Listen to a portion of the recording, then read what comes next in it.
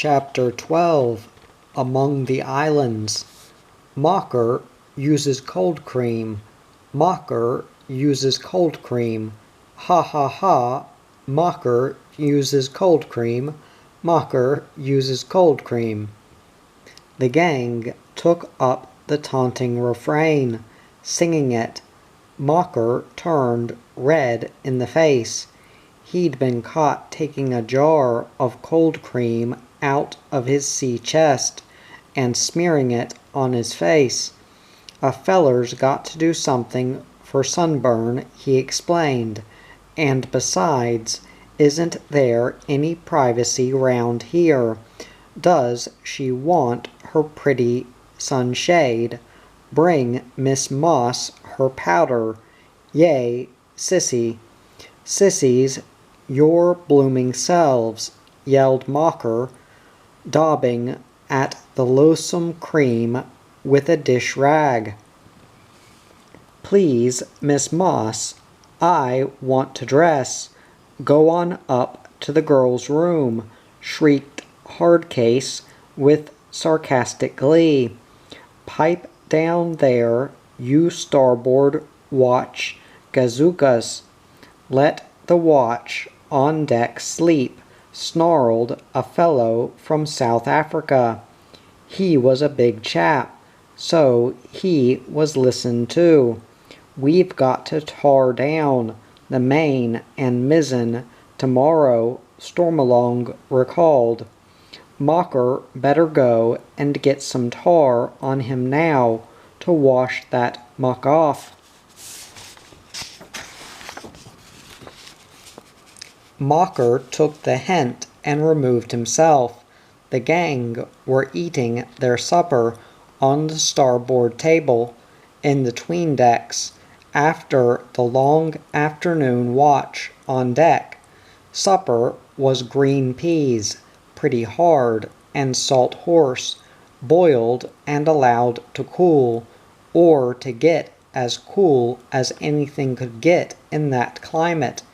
It was in the North Pacific, not far from the equator, and the Conrad was 2 weeks out from Tawi Tawi and about 6 weeks from Singapore. It was a long drag across the North Pacific, stifling hot most of the time. One morning they saw something of the Caroline Islands, but the captain did not go in. It was calm often, and they fished for sharks, or went swimming if there were no sharks around. It was good fun to put down lines from the bowsprit end and swim, letting the ship lift you up as she rose to a slight swell, and dip you again as she dipped herself. The boys took care not to swim far from the ship, both for fear of sharks and because even a slight puff of air would have sent her sailing away from them. If she went away, it would take a long time to swim back. Catching sharks was not much sport. They were too stupid and too greedy and too cruel-looking, with their little pudgy eyes and their great mouths. Twitter said they reminded him of the chief mate, but he took care to say that when the mate was asleep one day, they caught a big shark which had 25 young ones inside it. Stormalong emptied them into a barrel of salt water, and they began to swim around. "I'm going to make pets out of them," he told Pete. "They'll be funny pets," said Pete. "They'll grow up and bite you." "What are you going to feed 'em on?" asked Hardcase. "They can eat Mocker when they grow up," Storm replied. "Yes, that's a first-rate idea. Have you got names for them?" "I've named 15 of them so far. the other 10's dead. The whole lot died before the next morning. Storm was most woebegone, and every time they caught another shark he hoped they would find some more young ones. But they never did. They caught some suckers, though, which clung to the bodies of the lazy sharks, and were so tired they didn't even let go when the shark was being hauled on board. They never caught any of the pilot fish. The pilots were pretty little striped fish which swam by the shark's head to tell it where to go. Twitter said they swam there for protection, but Hilgard said that they were guides, and they got their reward by sharing in the shark's meals.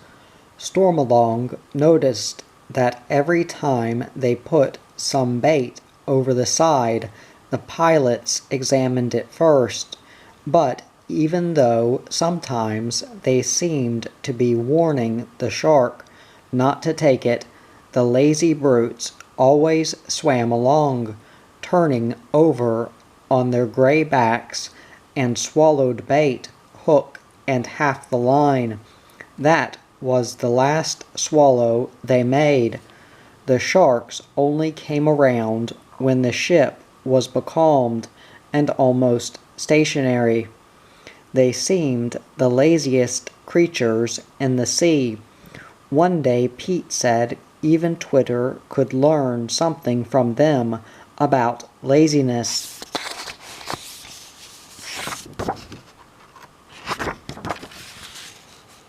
It was a day when they'd been changing sail, and Twitter felt the heat. He felt the second mate's boot, too, before the day was out, but he didn't do much even then. But Twitter was a good scout, for all that, and everybody liked him. It was Twitter, really, who first found Oscar. But the credit for saving Oscar's life certainly wasn't his.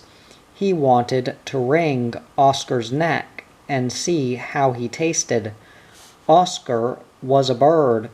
He was blown on board one day by a strong wind, somewhere a few hundred miles past the Carolines. He was a small bird with long legs, and his feet weren't webbed as a seabird's ought to be. He was speckled, and he had very bright, alert eyes. He perched up on the mainyard first, but the ship was rolling, and he fell from there. He fell into the scuppers, and there Twitter found him. "Here's something for you, Slobber," Twitter shouted. "Maybe he'll live," said Storm. "He'll die, you sap. He's nearly dead now. Give him some water and see anyway. Give him a chance, can't you?" "Ah, eat him. What's he good for?" But Stormalong brought water and gave it to the bird, which lapped it up greedily, and at once got up and squawked, and looked around with such a comical air that Twitter and Mocker, the butchers, were howled down. "I'm going to call him Oscar," Storm announced, and Oscar the bird became. He got so friendly he would go with Storm to the wheel, and he had a dish of sea water in the scuppers nearby where he used to play all day. He would stand on one leg in the dish, trying to balance against the ship's rolling, and getting in a fearful temper whenever a big roll sent him on the head. He made a loud noise as if he were swearing, and complaining bitterly about the unfairness of such tactics. A nice bird, Oscar. He used to eat all the suckers off the log rotator, too. Sometimes small suckers would get on the brass and lie about when the log was hauled in. Oscar would always be up there, trying his luck. If a sucker came, it would not lie about very long. He knew slobber too, though he did not care for slobber very much. But sometimes there was something worth while in the galley, and he never neglected to look in once in a while. He knew his name and used to come when the cook called him. He liked eating cockroaches, and there were lots of these in the galley. Altogether, Oscar was quite an acquisition, and he never did anybody any harm. The boys used to take him down into the 'tween decks to help them clean up on Saturday mornings. He was a good forager. After a while, even Mocker was glad he hadn't been eaten. Stormalong could talk to Oscar for hours. The bird had a great advantage in conversations. He never answered back, but he would look interested and nod his long bill from time to time.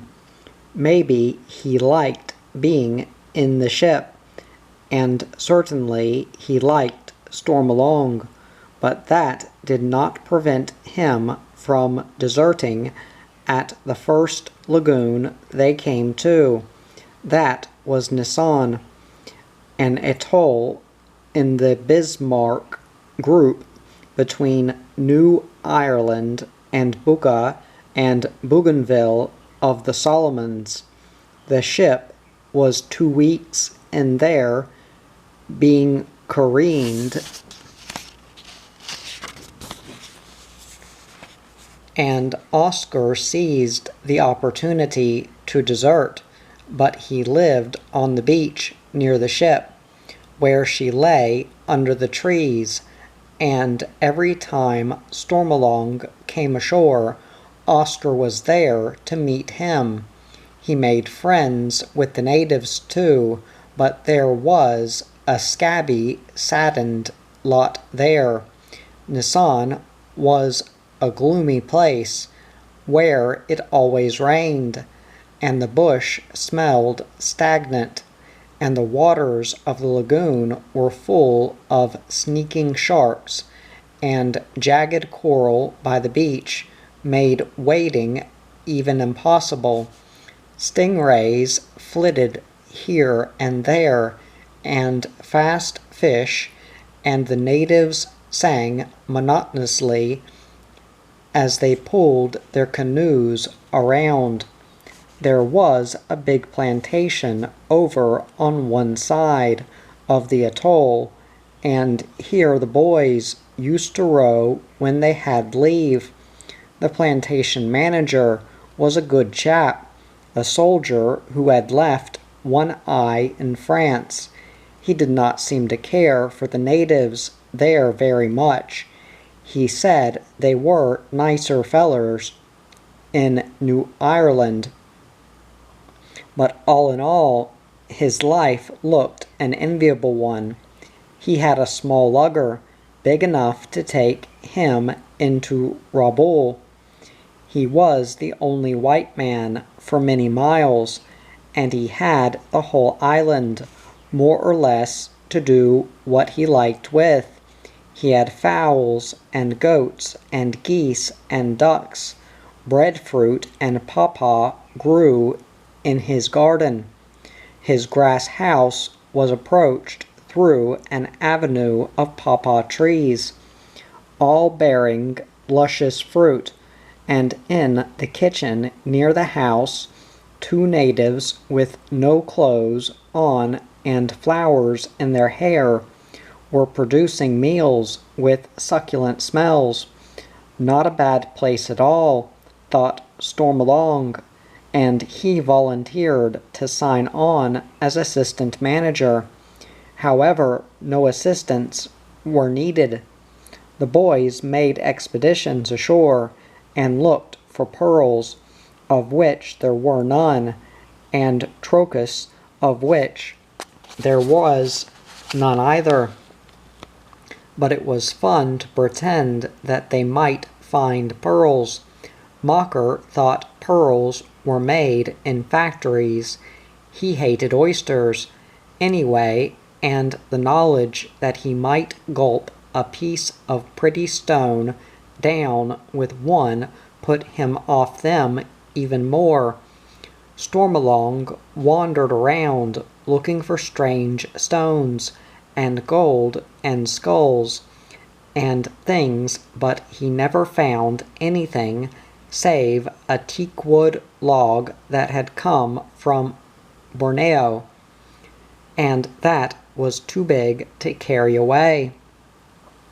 The boys voted it was pretty good fun to visit these Pacific atolls, but once you'd seen one, you'd seen the lot.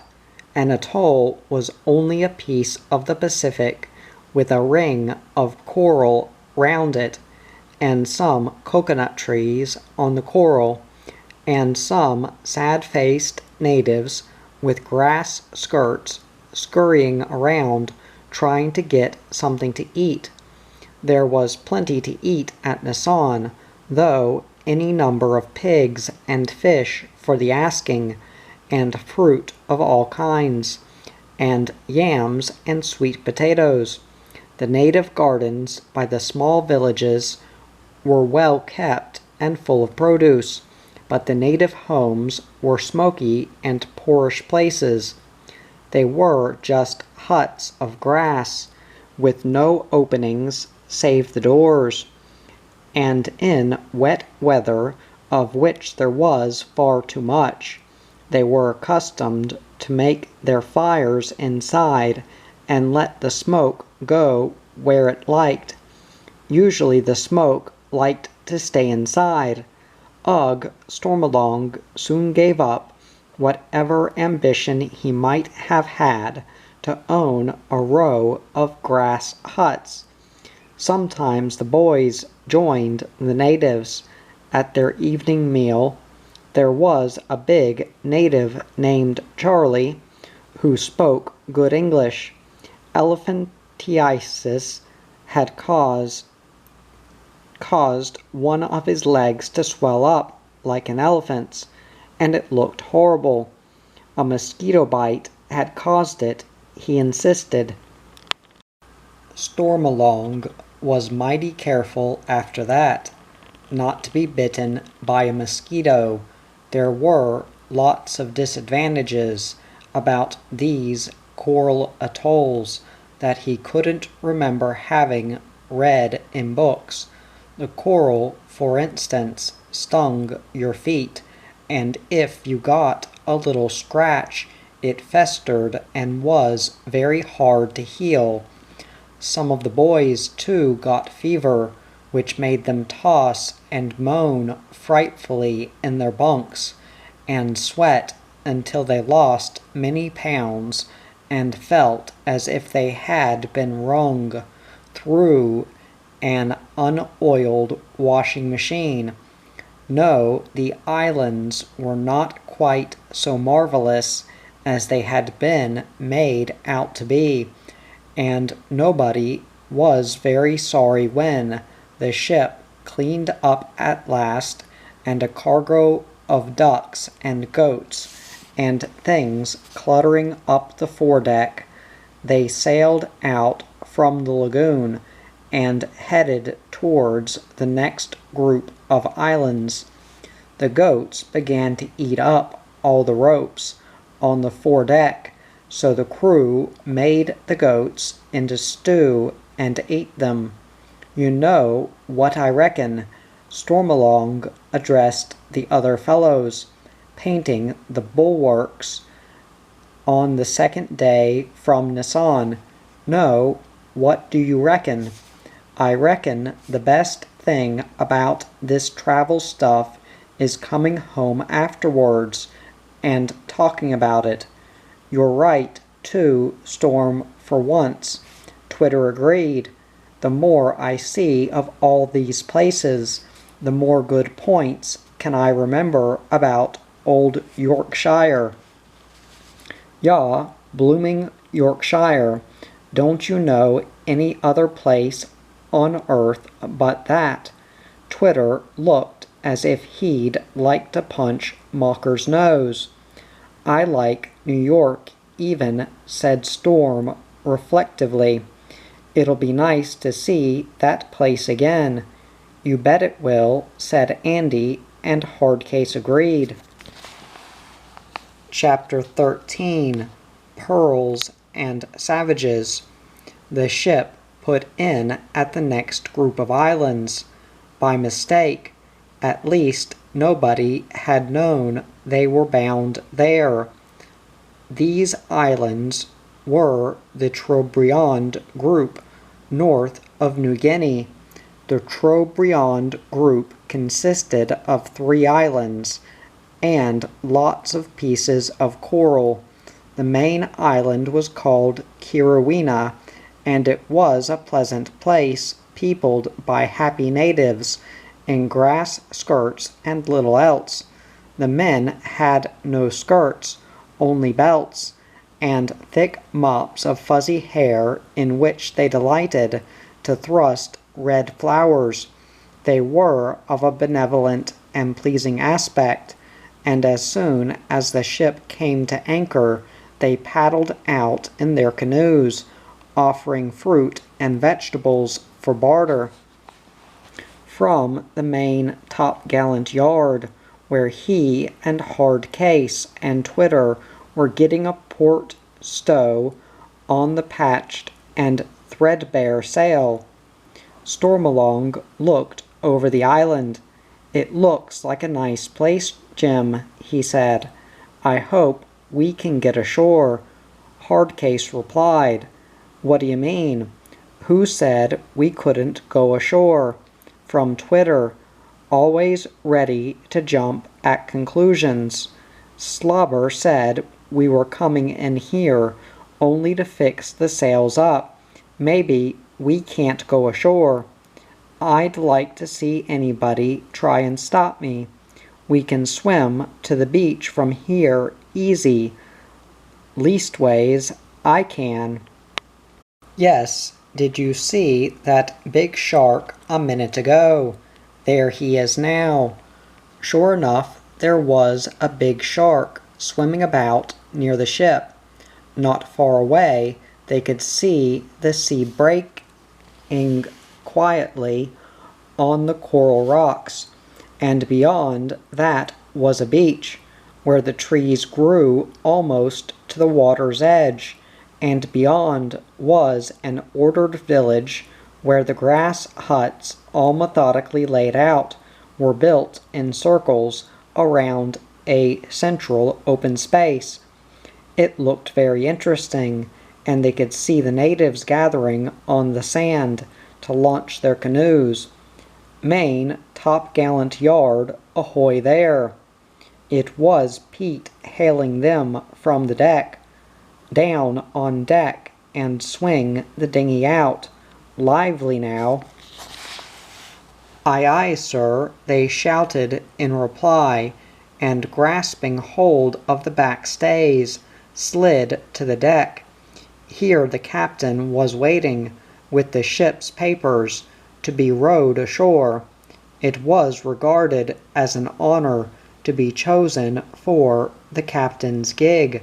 Storm and Hardcase figured that Twitter must have been included by error, until Pete put their minds at rest by pointing out that they were all 3 no good for anything else, so they had better row the dinghy ashore.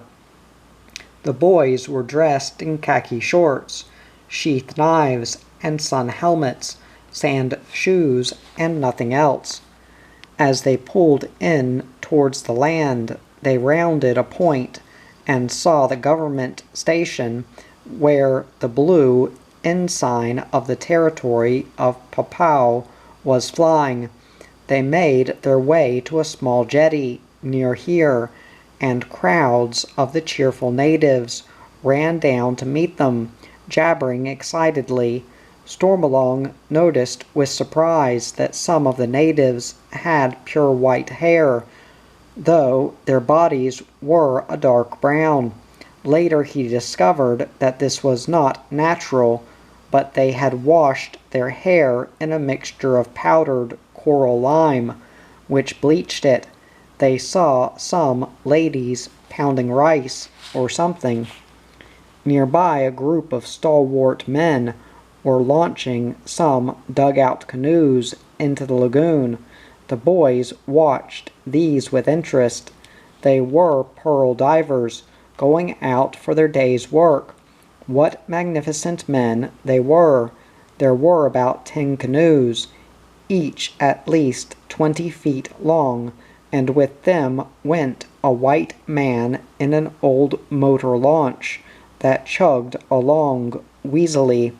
The canoes of the pearl divers went out into the lagoon, the natives laughing and joking as they paddled by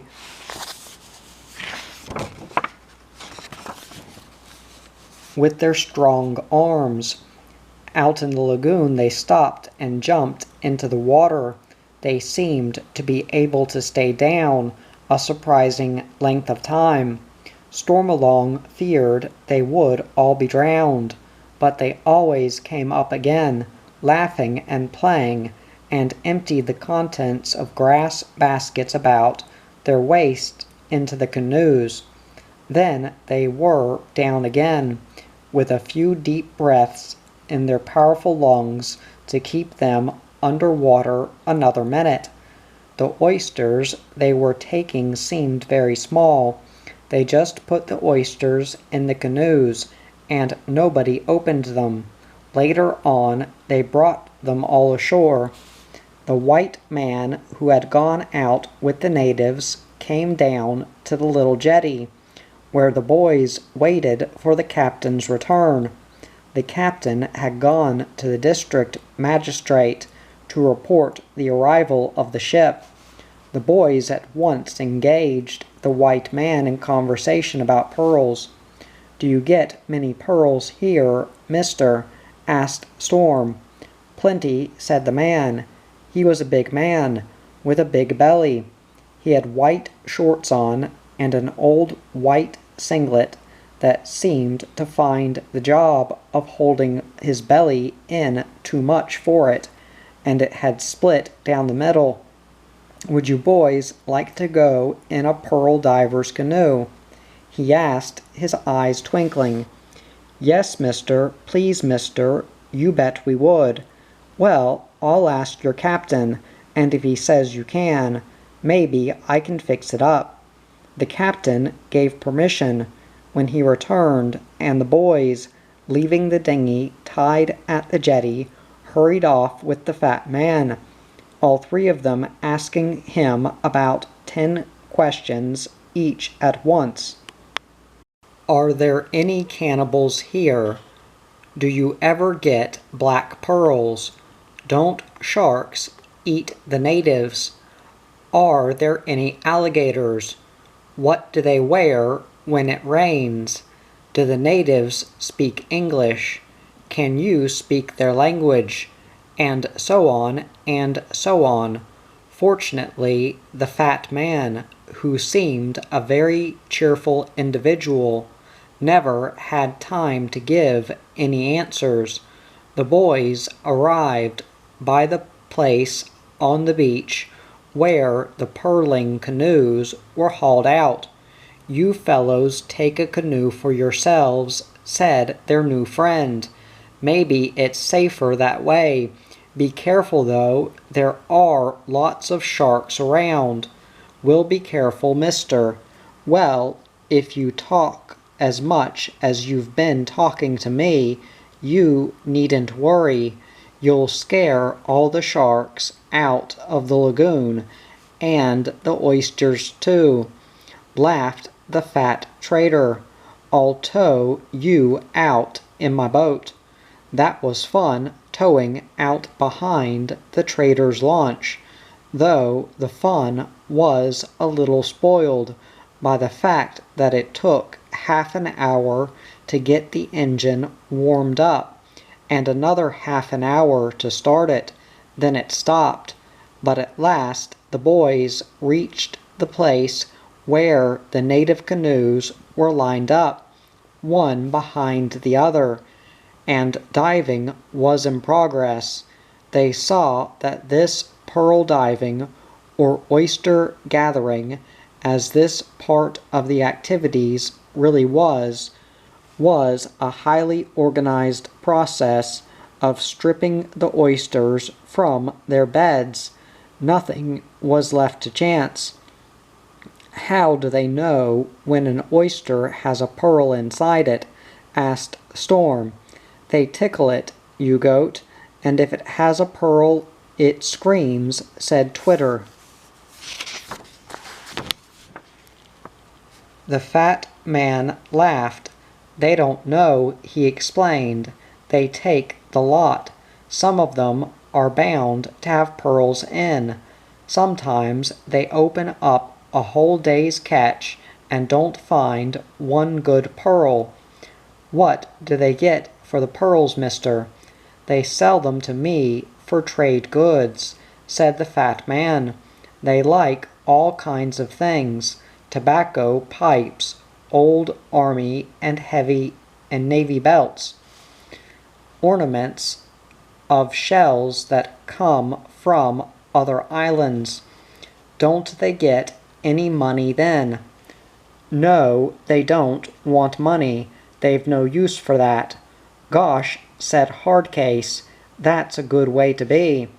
"Money's no good to them here," the fat man went on. "They live here, and they have all they want. Tobacco they like to smoke, because traders have taught them to like it, and they love ornaments. They buy themselves wives with them, and they use them themselves." "What does a wife cost?" asked Stormalong, interested. "Not much. It depends on her family." "Oh, and what do you do with the pearls?" "Other traders come up here from Sydney and even from Paris buying them. If I get a real good lot, sometimes I go to London or Paris or up to Bombay to sell them." "That's an interesting life, mister," said Twitter, with envy. "I reckon I'll try to be a pearl trader." "If you take my advice, you won't be," said the trader. But he laughed merrily, and he was tanned, and he looked a very healthy, happy man. Twitter got so interested watching the pearl divers that he tipped up the canoe. It was a long canoe, very narrow, built up with 2 planks on edge sewn on a dugout frame. It had one outrigger to give it balance, but the outrigger was very close to the hull, too close, as Twitter found. He just jumped a bit and the canoe was over. Storm, Hardcase, and Twitter spluttered in the sea. The canoe floated, however, and no harm was done. The fat man fished them out and put them in the stern of his launch, and the natives laughed uproariously. And as there'd been no sharks around, the boys laughed too. Later the trader took the boys to his place, a spacious, airy bungalow built of great boughs and grass thatch by the side of the lagoon. The view from there was wonderful, and the bungalow itself looked like a piece of stage scenery, only it was real.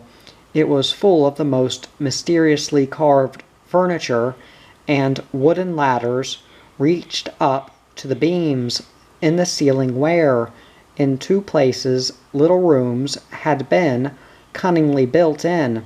The whole place was cool and entrancing. Grotesque wooden carvings stood at the door, and close outside was a palisade dividing the homestead from the native village. 2 native boys were the servants of this strange household. The fat man showed the boys some of his pearls, which he kept in an old bottle, corked up. One of them, he said, was worth £100. It was a lovely black pearl, of a wonderful dark gunmetal tint. It was not round, but shaped like a beautiful pear. The more you look at it, the more you liked it. Gosh, said Storm, I never saw a pearl like that before. £100, said Twitter, and his eyes glinted. I'd like to be a pearler. Ditto me, too, from Hardcase. Would you like some good partners, mister? The fat man laughed. You boys have to stay in the ship, don't you? Yes, mister, now we do, but we can come back if you like some good partners and you pay our fares, and we'll come back from England, said Twitter excitedly. But the man only laughed again. After a while, a boat load of the other fellows turned up. Mocker, Andy, John, Slobber, and the whole gang of them. The fat man entertained them far into the night with yarns of pearling and of savages, and had a party of the villagers come into his enclosure to perform a weird dance around the fire. That was interesting. Strange tom-toms beat, and the natives stamped their feet and swung their clubs. They had plastered their bodies with yellow clay that streaked with sweat, and gave them a most barbaric appearance. There was one fellow who seemed to delight in making the most horrible grimaces, faces so terrible that they scared even Hardcase for the moment, but he was reassured by the amused calm of which the fat man surveyed all that went on. Later the natives sang, and that was terrible.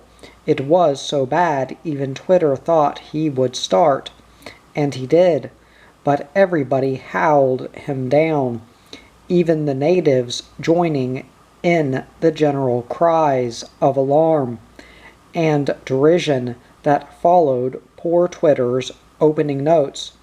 And no wonder they sounded like a rusty circular saw being scraped with bent files. Then Slobber sang, and everybody went home. The natives disappeared somewhere off into the night, and the fat man roared with laughter. Slobber said afterwards he was really hoping he'd be given a pearl to stop. It was after midnight when the boys at last pulled back to the ship, lying silent and graceful in the lagoon beneath the stars. It had been a full day, and they were tired and delighted. I'll bet they grow better pearls than that, said the irrepressible Twitter just before he snored. In Yorkshire. Stormalong threw a mug at him, but he heard only snores. Chapter 14. On a Guadalcanal plantation. The ship did not stay long at Kirrawina. Many of the old sails had been blown out in the strong trade wind, and they had to be repaired. As soon as that was done, the captain sailed, and the boys did not see nearly as much of the island as they wished. Stormalong made up his mind that he would return some day, even if the fat pearl trader would not take him into partnership. The next islands they came to were the Solomons. The land was high and mountainous. The natives were not as pleasant to look at as the Trobrianders, and it was very hot. The ship went first to Tulagi, the headquarters of the government. Here the boys had good fun playing cricket with an 11 from the government service, and swimming, and sailing in a small dinghy, and playing tennis. But this kind of thing, pleasant as it was scarcely what they expected of a South Seas island, and they were glad enough when the brief stay in Tulagi was over and they could go to more interesting and more primitive places. They went next to the island of Guadalcanal, the heights of which could be seen from Tulagi on a clear day. The ship anchored in an open roadstead off a place called Barund, where a Scotch trader had a big house and a plantation of coconuts and rubber. He seemed also to be interested in gold mining, though it took the boys a while to find this out. He was a very pleasant trader, a cheerful man of about middle age, very sinewy, tanned, and alert. You can send all the boys up to my place for an outing, Captain, Stormalong had heard him say the first day. They'll eat you out. They'll tear down the place, the captain had replied. Oh, let them come. They can't do as much harm as a hurricane, and we get one of them once in a while. Well, the captain had continued dubiously, I wouldn't be so sure that you'll prefer the hurricane after they've gone. They're good fellows enough, to be sure, but Stormalong had not heard any more.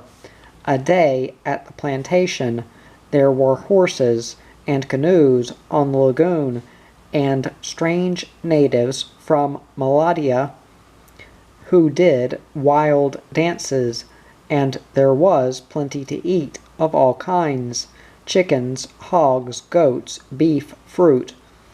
Orange trees grew in the garden by the big flagstaff, where the kerosene lamps were hoisted by night to guide ships, and a recruiter's schooner lay at anchor just off the beach. The boys visited the recruiter and listened to yarns of his adventures. His little schooner was picturesque, fleet, and pretty, but it reeked of natives and of engine fumes.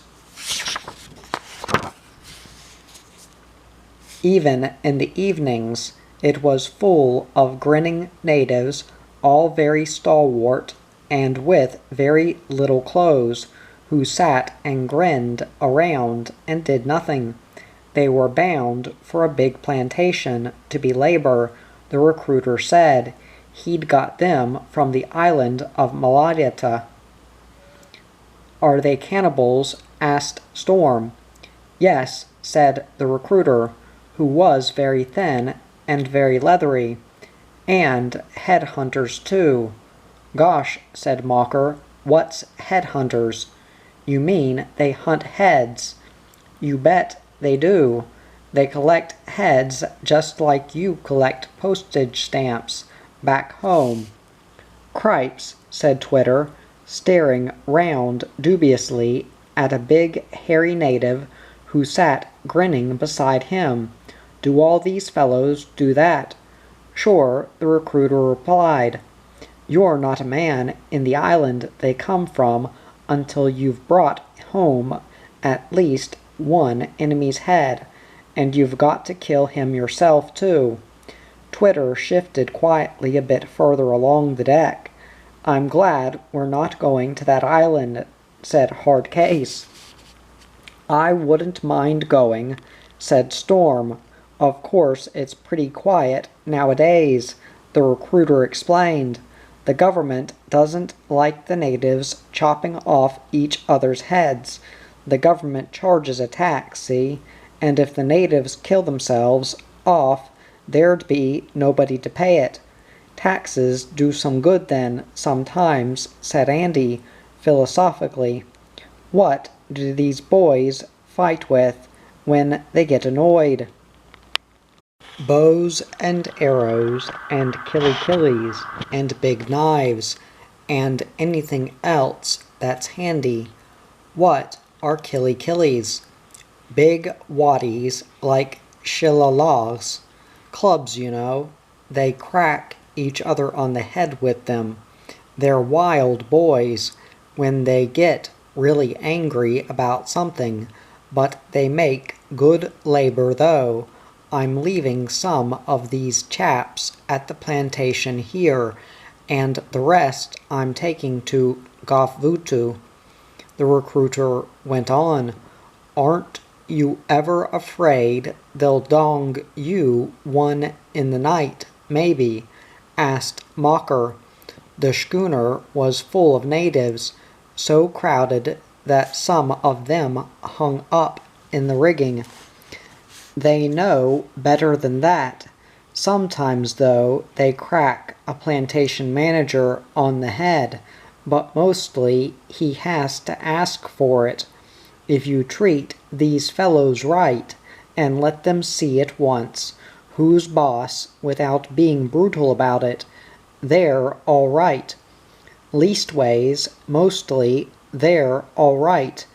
I don't want to be a plantation manager," said Mocker, who previously had been raving about the excellence of such a life.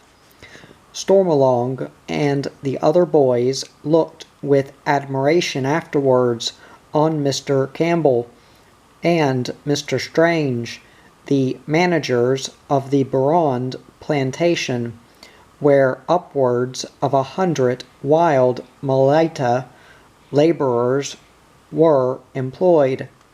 They saw the laborers dancing in the evening when their work was done, and their lithesome, supple grace was a revelation. They were dancing with war clubs, which they swung with rhythm and dexterity, now and again making wild yells and shrieks that were blood-curdling. Mocker went away from there.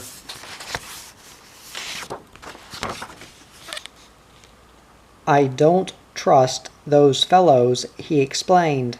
"Maybe they'll work themselves into a frenzy and come after our heads. If they want one with something in, they'll leave yours alone," laughed Twitter. "Mocker's scared." "If they cut off your head, you wouldn't miss it," yelled Mocker insultingly. "Scared yourself. Besides, they wouldn't cut off your head. It'd frighten them." "I'll frighten you in a minute," said Twitter. Just then Andy and Hilgard and Chips, with the sailmaker and a couple of the sailors, galloped past on horseback. They were riding some fresh young horses belonging to the plantation, and set off for a great gallop along the beach. Later the boys had a turn at this, but Mocker fell off on his face, and Hardcase collided with a coconut palm. It was a good thing for Mocker that he did fall on his face, otherwise he might have hurt himself. It was good fun riding the horses. Stormalong, Hardcase, and Twitter rode off through a fresh stream, where the water rose so high that the horses could just keep their heads above it, and off along a winding path between the beach and the bush, past native villages where the old men sat under trees, talking, and the women were at work pounding rice and such things. Wisps of smoke rose from the evening fires, where cooking was in progress, though the cooking, in truth, looked primitive enough. Once they passed a trench of hot coals and stones, in which a whole pig was baking. The natives looked up and grinned at them as they rode by, and along the beaches they watched the sunset over Yazabel and Savo and the other high islands. It was a great day, greater still at meal times. The hungry boys ate a whole pig, a whole goat, a whole sheep, and all the vegetables in the house. They stripped every tree in the garden. The trader said it did them good, but they were not sure afterwards whether he meant the trees or the boys, and ate everything in sight. Afterwards, Slobber coiled up peacefully at the foot of a coconut tree and went to sleep, until a coconut fell on him and woke him painfully up. He thought Stormalong had done it, and it took a long time to convince him that coconuts just fell down by themselves when they were ripe, and sleeping under them was a bad habit in those parts. First time I ever heard of fruit that picked itself, he said doubtfully, rubbing his head. After that he slept beneath a canoe, which a native was laboriously caulking by the simple means of rubbing some resinous, rubbery gum into its seams. The traders entertained the boys far into the night, showing them their collection of strange curios and spinning yarns.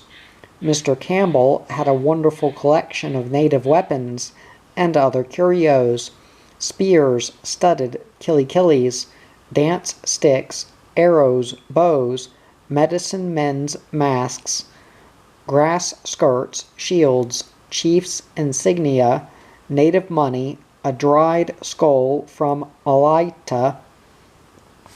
Stormalong looked at that gruesome relic with interest. Mr. Campbell had also several sets of the jawbones of colossal sharks, whose mouths were so wide that they could easily have swallowed a calf at one gulp. Altogether, it was a great day. What with eating to a gorged fullness, and swimming in the fresh water streams, and galloping on the sands, and seeing the native dance.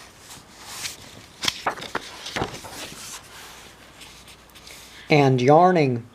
When at last they left a little before midnight, Mr. Campbell insisted that the boys should take several sacks of pawpaw, and oranges and limes, and all the coconuts they could put in the boat, and he gave the captain a big white pig.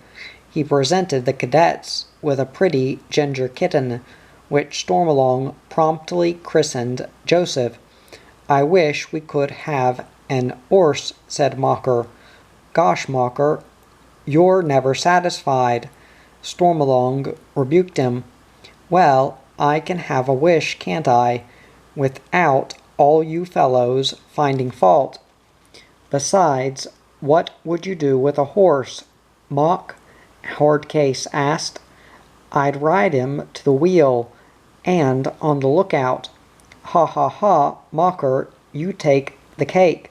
On a horse at the wheel, oh cripes." The boys all roared with laughter. The ship went out in the freshness of the break of day next morning, with a gentle breeze from the palms scarce filling the sails, and all the blue waters smiling. They dipped the flag to the traders, standing on their veranda, and left with cheers.